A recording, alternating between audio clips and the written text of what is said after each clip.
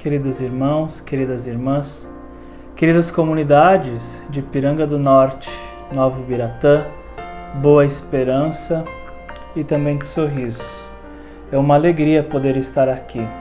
É uma alegria poder estar aqui com vocês e devagar e retornando às atividades com a graça do nosso Deus.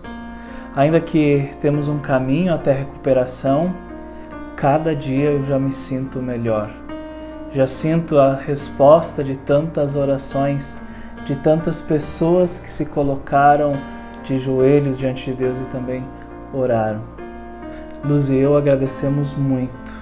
Agradecemos muito pelo suporte, pela ajuda, pela preocupação e também pelas orações.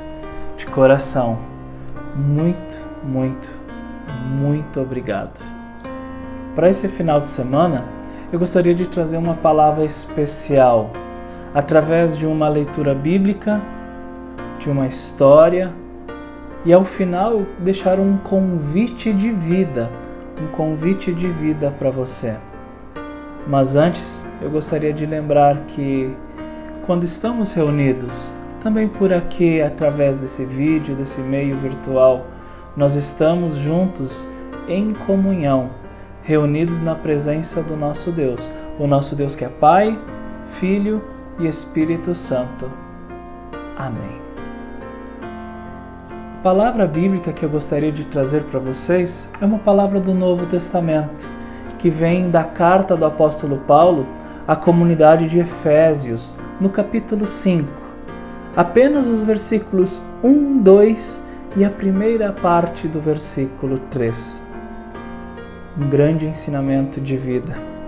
Assim nos diz, escreve o apóstolo Paulo: vocês são filhos, filhas queridas de Deus, por isso devem ser como Ele.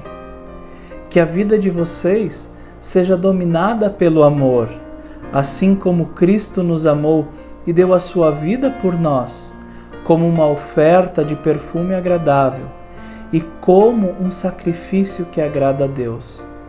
Vocês fazem parte do povo de Deus. Repito o versículo 1. Vocês são filhos queridos, filhas queridas de Deus, e por isso devem ser como Ele. Existia um famoso mosteiro que estava em grandes problemas. Seus muitos edifícios já estavam cheios de jovens monges e a sua igreja estava repleta de pessoas e aqueles lindos cantos corais. Mas agora aquele monastério estava um deserto. Ninguém mais ia lá fortalecer a sua vida em oração. Apenas um punhado de velhos monges se mantiveram lá. E nas suas orações eles louvavam a Deus com o coração pesado, com tristeza. Ali perto havia também um velho rabino que construiu uma cabana na orla da floresta, perto desse monastério. E ele costumava ir lá de vez em quando para orar, para jejuar também com aqueles monges. Um dia, o abade do monastério ele decidiu visitar esse rabino. Ao se aproximar da cabana, ele viu que o rabino ele já estava parado na porta, de braços abertos, esperando. Os dois se abraçaram como eram irmãos que há muito tempo não se viam. Eles se sentaram e no meio da sala havia uma mesa de madeira e sobre essa mesa estavam as Sagradas Escrituras abertas. Eles sentaram lá por um momento, eles conversaram, eles choraram, eles abriram o seu coração. Quando as lágrimas diminuíram e tudo ficou quieto novamente, o rabino ergueu a cabeça e disse: você e seus irmãos servem ao Senhor com o coração pesado. É um peso ir para a igreja. É um peso servir a Deus. Você veio buscar o meu conselho e eu vou te dar uma instrução. Mas isso que eu te disser só pode ser repetido uma única vez. Depois disso, ninguém tem a permissão de falar em voz alta novamente. O Abade ele ficou muito apreensivo e também sério, mas ele estava tão preocupado com a situação do monastério que ele abriu seu coração para ouvir o que ele tinha a dizer. E o rabino seriamente olhou para o monge e disse: o Messias está entre vocês. O Messias está entre vocês. Depois, o rabino ele disse: agora você precisa ir.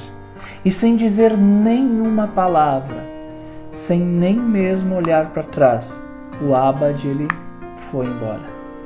Na manhã seguinte, ele reuniu todos os monges que ainda restavam na capela. E ele disse a eles que havia recebido uma instrução, uma revelação do rabino. E que essa revelação, esse ensino, só deveria ser falado uma única vez em voz alta. E depois, nunca mais deveria ser dito.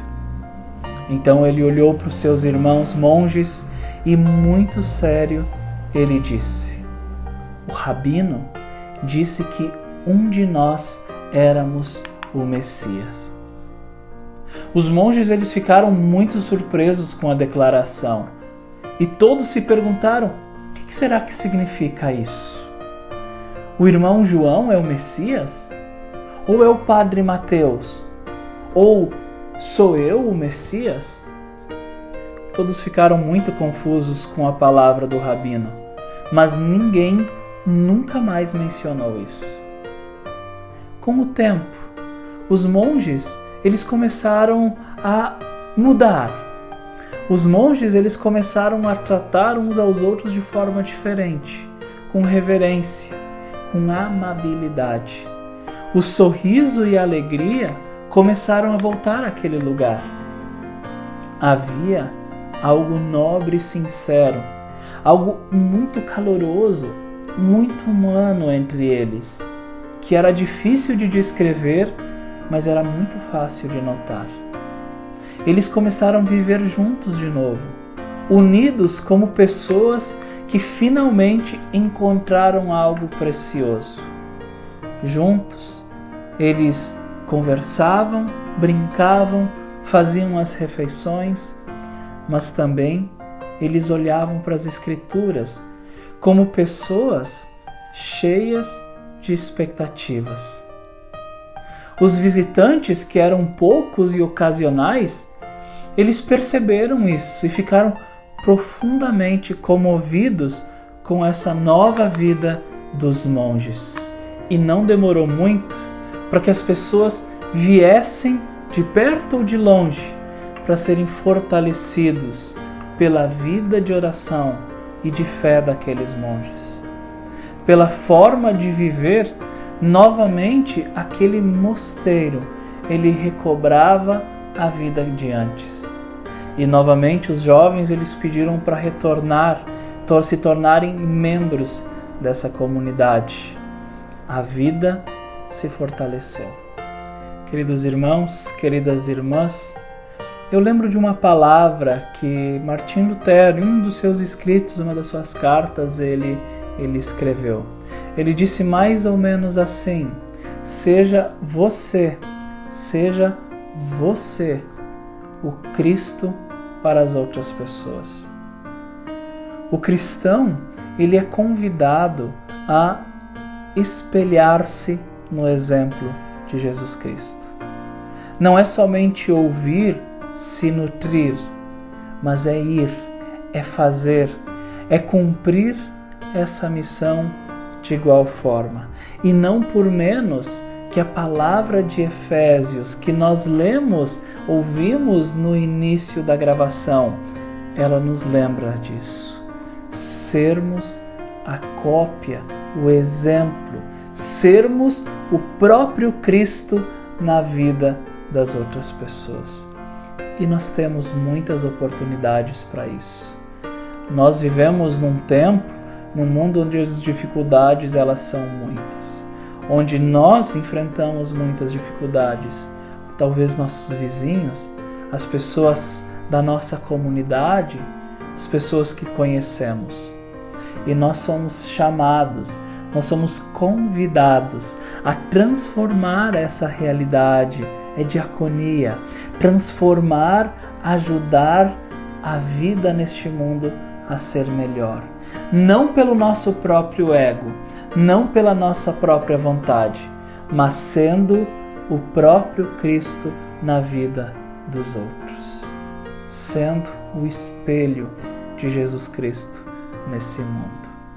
Por isso, não perca a oportunidade de fazer o bem, não perca a oportunidade de ajudar. Seja você o Cristo para as outras pessoas. Que Deus, na sua infinita graça, na sua infinita bondade, Ele te abençoe, te guarde e te proteja, hoje e sempre. Amém.